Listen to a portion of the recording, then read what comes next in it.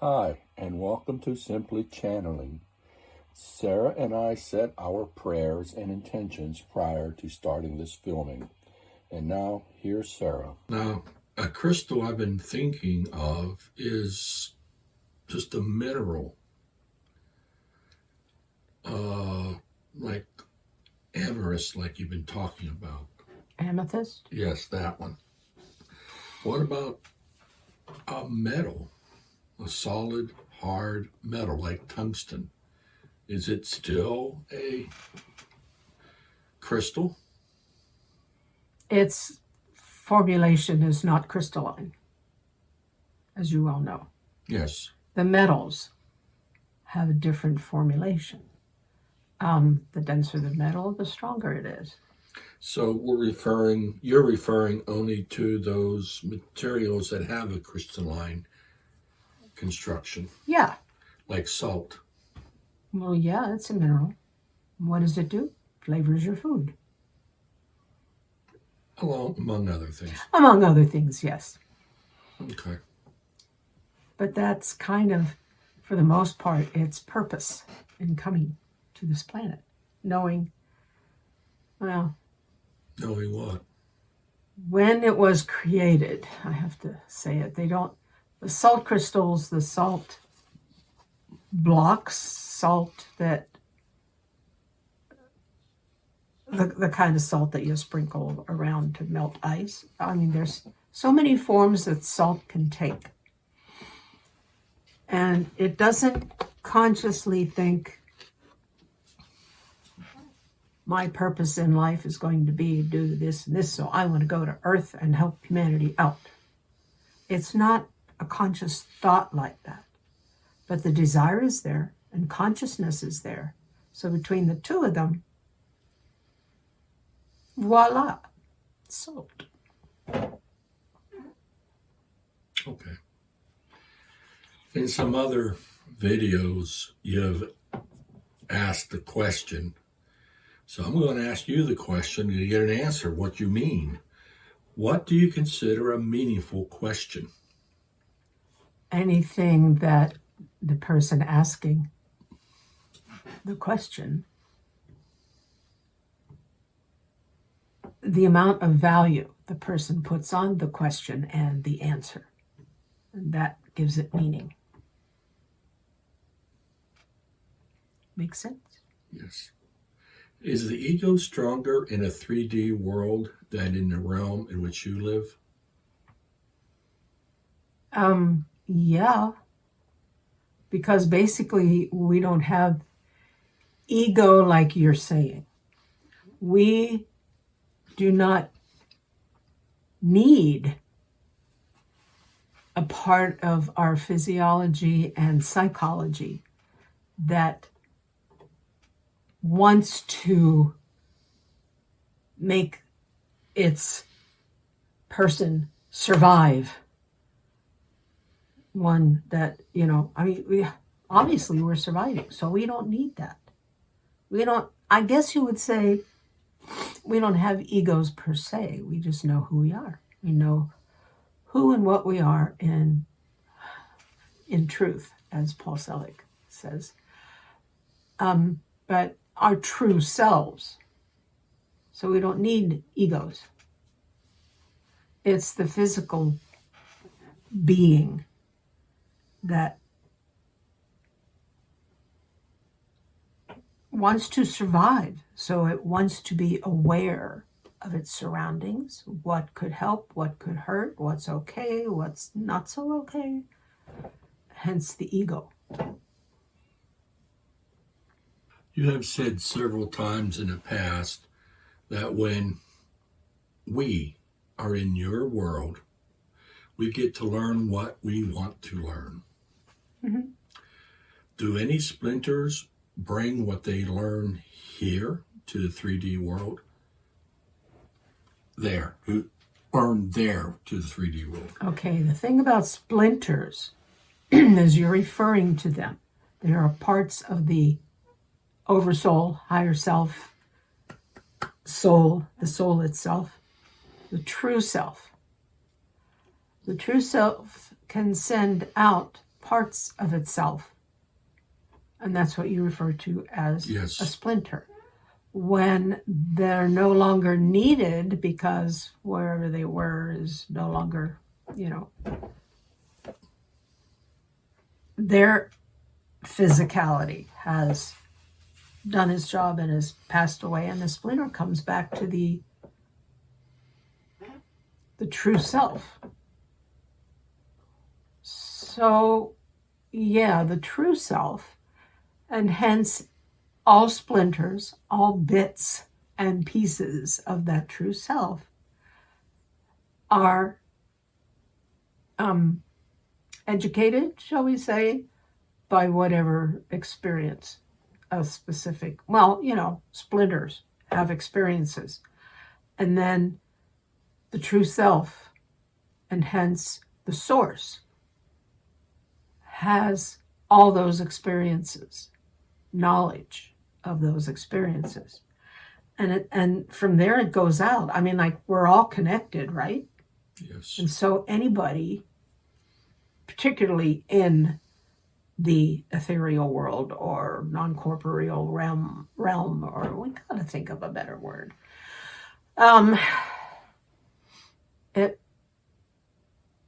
So anyone basically has access to all of that, to all the infinite number of experiences that the infinite number of souls and splinters and everybody else has. We're connected.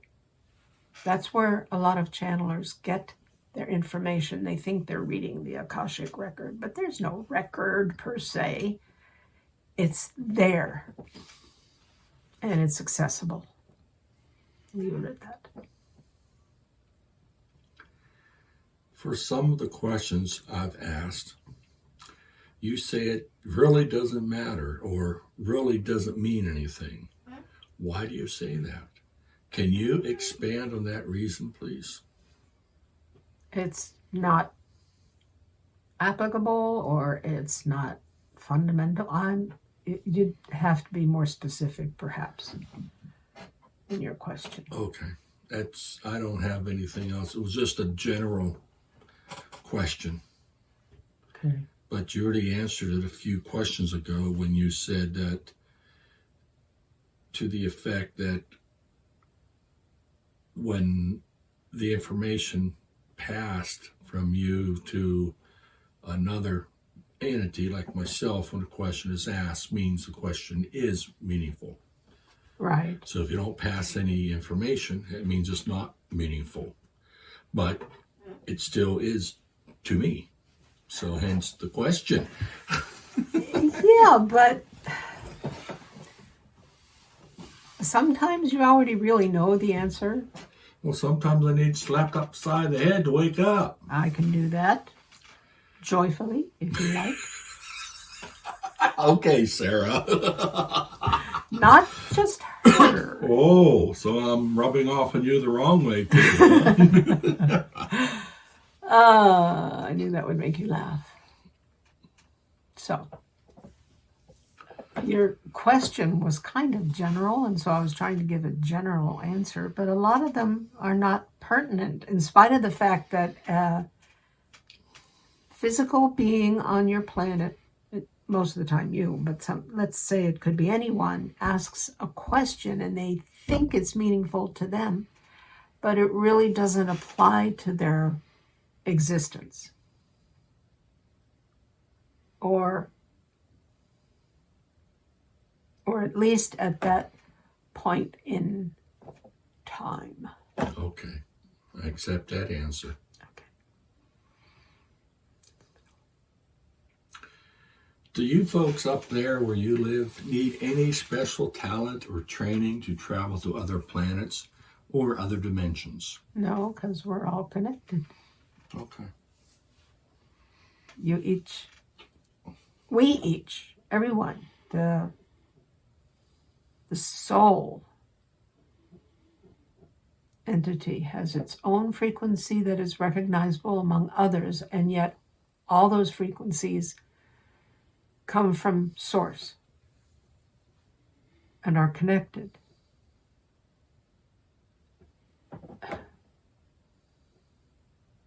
I'm not sure how else to say it. It's okay. If I remember correctly from a video we watched of Bashar's, he said there are about 100,000 oversouls on Earth, or of all the splinters on Earth. That could be. Okay. I don't count. Apparently he did. Yeah. Okay, that's all. But he and the group known as Bashar, well, Daryl and the group known as Bashar, are still, well, Daryl's definitely a physical being on your planet. The Bashar collective, shall we say, is on the verge of being completely non-corporeal, so they understand a lot, but can't always get it translated through Daryl. Just like you have trouble at times telling me things through Sarah. Yeah. Because they still have enough physicality left that, it's kind of like the whole term in the Bible about 144,000. It isn't a literal 144,000 human beings on your planet. It's given as an example. Because think about it, that's just a fraction of the 8 billion people on your planet, almost 8 billion. And that's kind of what the 100,000 oversouls who have splinters on Earth at any one time, I think that's what you're referring to. It's just a figure. It's not literal. Okay. There. Oh, I think I got it out. This next is just a statement. Statements are welcome. Confirmation of validity of some of the questions I ask and why I ask them. Okay. In the past, you have told me that I do not need to know all the details. Here is why I believe I need the details. Oh. In this 3D world in which I operate, I am used to building things and creating software and so forth. And if I do not include every little iota of data or information, I don't get the results I want. So that is why I have difficulty in accepting your answer. You don't need all the details. That's the question. That's the statement. You don't, because when you're doing those creative things that you mentioned, you think you have all the details. But 99.99% of the time, to use a figure, you're missing details, or the details are incorrect. Because how many times do you have to do something over and over till you get it right, or get it the way you want it? Yep, quite often. So, and this is the same thing. Well, not the same, but similar. You don't need all the details because you'll just trip over the details. When you're trying to raise your frequencies, they are perceived more from the inner senses. And your inner senses take in so much more detail that your physical mind can't take it all in, or doesn't recognize a lot of it, or whatever. So those details don't matter because you're not going to grasp them anyway. That's kind of a simplistic way of putting it. But yeah, you personally don't need as many details as you think you do. That you think you need. The answers, the details, the whatever you want to call it, the measurements, the actions will come to you when you need them. You don't have to have them all laid out in advance. Okay. I see that. Can two realities in a 3D world overlap as such that parts of each is a bit visible in each reality? They can bleed into each other, yeah. The same with other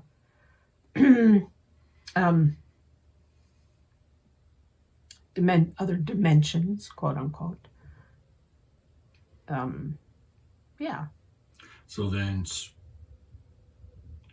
entities in either one of those realities can interact with what bleeds through?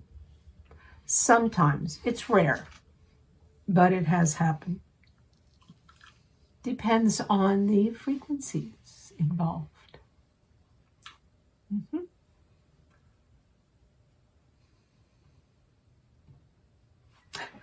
No, I have several questions. I'm just not going to ask them at this time. I know, but because the answer I'm going to get is not the answer I want. See, there you go.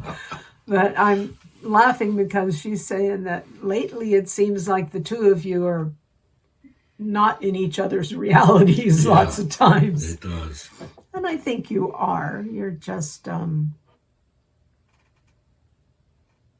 not catching, each of you is catching different details, shall we say. So you're not really bleeding into some other reality that one isn't aware of and that one is, or right, yeah. You're not quite to that point yet. You can get glimpses of other realities so you know they exist. But you don't. But you and Sarah are not going in two different realities. No. When we make our agreement to visit a 3D world in an incarnation, do we have any say as to how strong the ego will be in that world? Oh, yeah. You plan everything. You just said I didn't have to plan everything. You, here on Earth, don't have to plan every little detail in the right sequence of your afterlife. Okay. But when you're in the afterlife and decide to become corporeal somewhere,